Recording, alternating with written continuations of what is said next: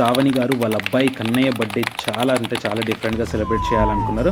So సొసైటీకి కూడా ఒక మంచి మెసేజ్ ఇవ్వాలని అనుకుంటే అలా అని APMWS హోమ్ ఆర్ఫనేజ్ వాళ్ళని కన్సల్ట్ అయింది. సో అక్కడ ఏంటంటే సింగిల్ పేరెంట్ చిల్డ్రన్ కానీ ఆర్ఫన్ చిల్డ్రన్ కానీ అందరు చదువుకుంటారు అక్కడ.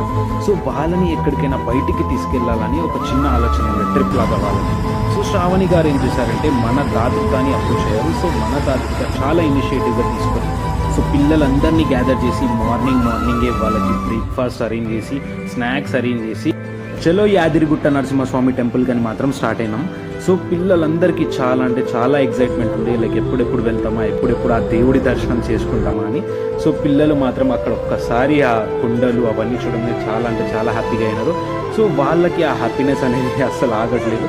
దాని తర్వాత పిల్లలందరూ ఒక దగ్గర గ్యాదర్ చేసి ఒకటేసారి అందరికీ మంచిగా బొట్లు పెట్టుకొని మన నరసింహస్వామి టెంపుల్ అలాగే మన పాత నరసింహస్వామి టెంపుల్ 2 టెంపుల్స్ అయితే మంచిగా దర్శనం చేసుకున్నారు.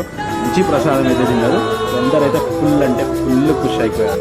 సో దర్శనంతో పాటు పిల్లలందరికీ గేమ్స్ అని అలాగే వనభోజనాలని అన్ని అరేంజ్మెంట్స్ అయితే చేసినారు. చాలా అంటే చాలా హ్యాపీగా ఉండే పిల్లలందరూ.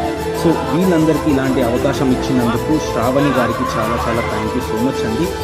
వన్స్ అగైన్ టీం దాతృత నుండి పిల్లల తరపు నుండి మీ యొక్క ఈ మంచి ఆలోచనకు మంచి మనసుకి థ్యాంక్ యూ సో మచ్.